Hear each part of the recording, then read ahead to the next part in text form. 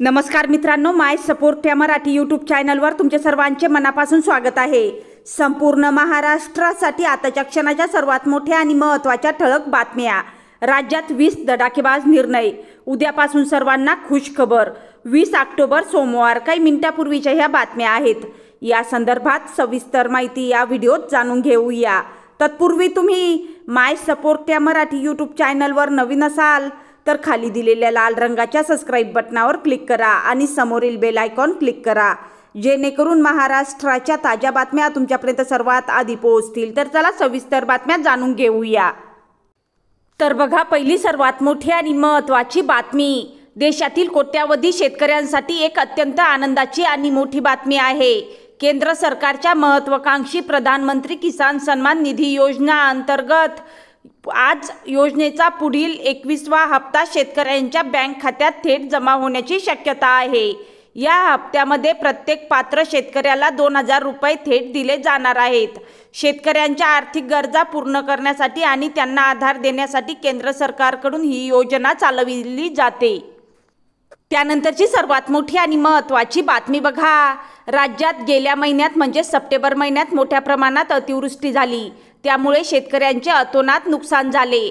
राज्यात तब्बल 52 लाख हेक्टरवरील पिकांचे नुकसान झाले।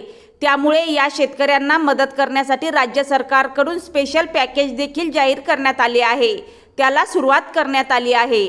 राज्य सरकारकडे सर्व जिल्ह्यांचे पंचनामे अहवाल सादर करण्यात आले असून कृषी विभागाकडून देखील एकूण अहवाल सादर करण्यात आल्याने आजपासून शेतकऱ्यांच्या खात्यात नुकसान भरपाईची रक्कम वितरित होण्यास सुरुवात होणार आहे, असे सांगितले जात आहे। कृषी विभागातील एका वरिष्ठ अधिकाऱ्यांनी या संदर्भात माहिती दिली। त्यानंतरची सर्वात मोठी आणि महत्त्वाची बातमी बघा।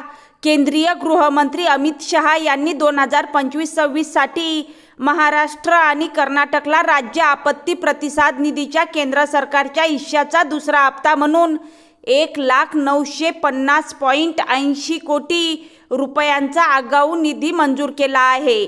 यंदा पावसाळ्यात अतिवृष्टी आणि पुरामुळे बाधित झालेल्यांना तात्काळ मदत करण्यासाठी दोन्ही राज्यांना हा निधी मंजूर करण्यात आला आहे। यातील महाराष्ट्राच्या वाट्याला 1,566 कोटी रुपये आणि कर्नाटकच्या वाट्याला 384 कोटी रुपये आले आहेत। याबाबत केंद्रीय गृह मंत्रालयाने अधिकृत निवेदनाद्वारे माहिती दिली आहे।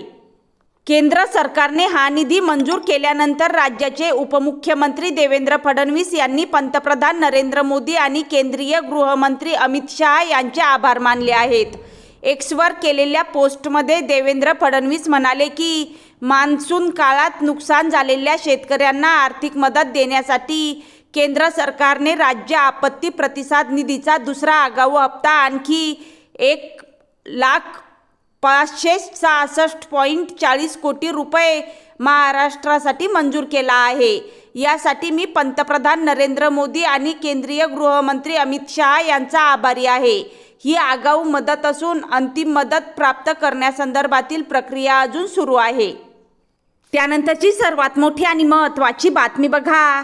राज्यातील हजारो उमेदवारांसाठी दिलासादायक बातमी आहे। गेल्या काही महिन्यांपासून प्रलंबित असलेली तलाठी भरती प्रक्रिया अखेर मार्गी लागण्याची चिन्हे दिसत आहेत। महसूल विभागाने राज्यात 1,700 पेक्षा जास्त तलाठी पदे लवकरच भरून काढण्याचा निर्णय घेतला असून या भरतीसाठी शासन स्तरावर हालचाली सुरू झाल्याचे शासनाच्या निर्णयानुसार जिल्हानिहाय रिक्त जागांचा अहवाल तयार करण्यात येत आहे आणि त्यानुसार पुढील भरती प्रक्रिया राबविली जाणार आहे। तलाठी पदांची भरती लवकरच होणार असली तरी स्पर्धा परीक्षेची तयारी करणाऱ्या उमेदवारांसाठी एक निराशाजनक बातमी आहे। महसूल सेवकांचा समावेश चतुर्थ श्रेणीमध्ये करून त्यांना मानधनाऐवजी वेतन श्रेणी मंजूर करण्यात यावी अशी महसूल सेवकांची मागणी होती। याबाबत महसूल मंत्र्यांनी मंत्रालयात तातडीची बैठक घेऊन त्याचा प्रश्न मार्गी लावण्याचा प्रयत्न केला। त्यानंतरची सर्वात मोठी आणि महत्त्वाची बातमी बघा। शालेय शिक्षण व क्रीडा विभागाने महापुराचे कारण पुढे करत संच मान्यतेसाठी आता 30 सप्टेंबरऐवजी सरसगट 20 ऑक्टोबरची पटसंख्या ग्राह्य धरण्याचा वादग्रस्त निर्णय घेतला आहे।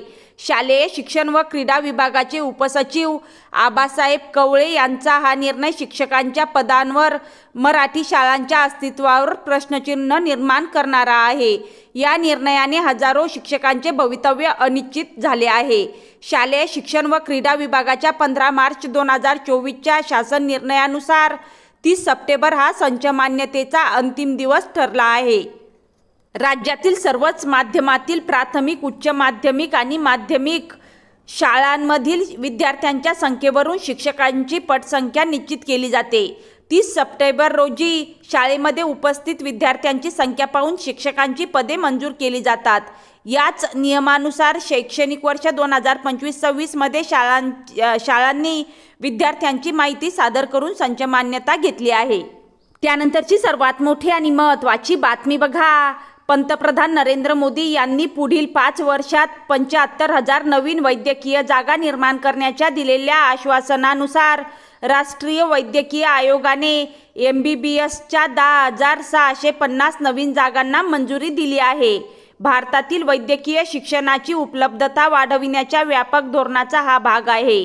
या वाढीसह 41 नवीन वैद्यकीय महाविद्यालयांची भर पडली असून देशातील एकूण वैद्यकीय संस्थांची आता 816 झाली आहे। आयोगाचे प्रमुख डॉक्टर अभिजात शेठ यांच्या माहितीनुसार पदवीपूर्व जागा वाढविण्यासाठी 170 अर्ज प्राप्त झाले होते। त्यात 41 सरकारी महाविद्यालये आणि 129 खाजगी संस्थांचा समावेश होता। यातून एकूण 10,650 जागांना मंजुरी मिळाली आहे।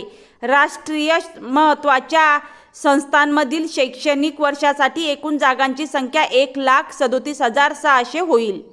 त्यानंतरची सर्वात मोठी आणि महत्त्वाची बातमी बघा।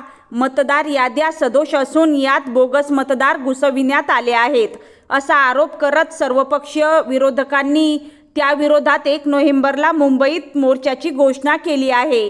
या मोर्चाचे नेतृत्व ज्येष्ठ नेते शरद पवार, उद्धव ठाकरे, राज ठाकरे यांच्यासह महाविकास आघाडीच्या घटक पक्षांचे प्रमुख नेते करणार आहेत। मतदार यादीवरून निवडणूक आयोग आणि सत्ताधारी महायुतीला लक्ष्य करणाऱ्या विरोधी पक्षांनी या निमित्ताने रस्त्यावर उतरून संघर्ष करण्याचा निर्धार व्यक्त केला आहे। त्यानंतरची सर्वात मोठी आणि महत्त्वाची बातमी बघा। कष्टकरी, गोरगरीब आणि शेतकरी दिवाळीत राज्य सरकारचा आनंदाचा शिधा मिळेल या आशेवर होते। मात्र यावेळी हा बहुप्रतीक्षित शिधा तर मिळालाच नाही, उलट शेतकऱ्यांना हायब्रिड ज्वारी देऊन सरकारने क्रूर थट्टा केली आहे। यामुळे भागातील लाभार्थ्यांमधून संतप्त लाट उसळली आहे। हायब्रिड ज्वारीचे वाळवा पुरवठा विभागाकडून तालुक्यातील स्वस्त धान्य दुकानात वितरण करण्यात आले आहे।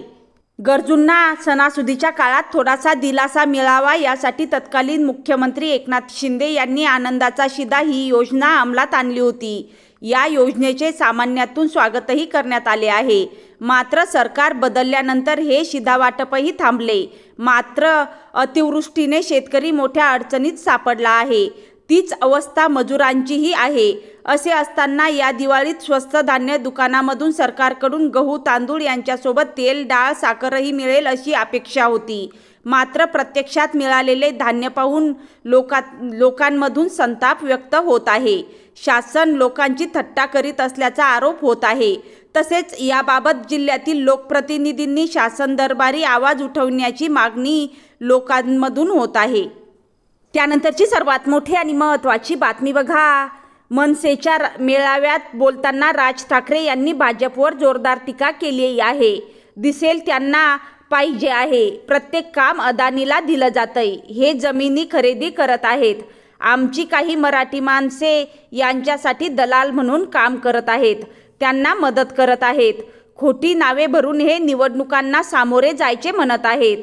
देशात सत्ता त्यांची, राज्यात सत्ता त्यांची, आता त्यांना महापालिका पाहिजे। जोपर्यंत सर्व राजकीय पक्षांचे समाधान होत नाही तोपर्यंत राज्यात निवडणुका घेऊनच दाखवा असा थेट मोठा इशारा राज ठाकरे यांनी दिला आहे। सर्वात अगोदर मतदान यादी स्वच्छ करा, त्यानंतर निवडणुका घ्या असे राज ठाकरे यांनी म्हटले आहे।